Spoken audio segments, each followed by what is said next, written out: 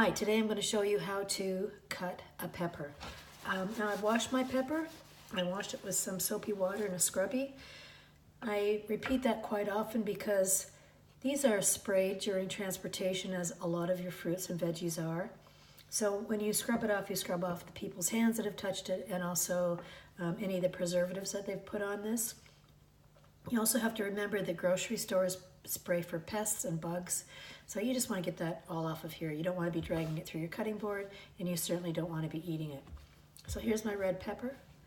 Here's the top of it. I'm going to just slice that off. Gives me a nice flat edge here. I'm going to turn it upside down, and I'm just going to start to cut from north to south.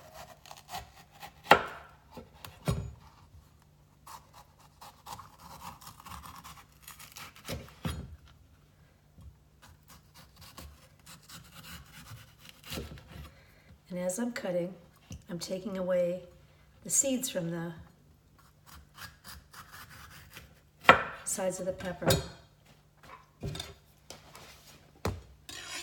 So what I'm left with is all of my seeds in here. Now, to cut your red pepper, I always have it skin side down. My knife is always up against this knuckle. It guides my knife. My fingers aren't like this. My knife is always up against that part of my knuckle. This is my guide so I can chop quickly. Okay, so I'm going to put my finger up against that knuckle. I'm just going to slice in strips like this.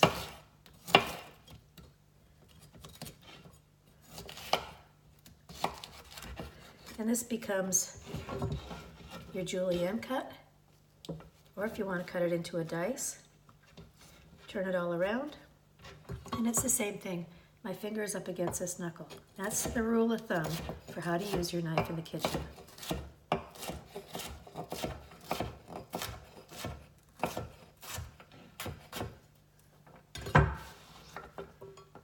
Et voila, it's just so easy.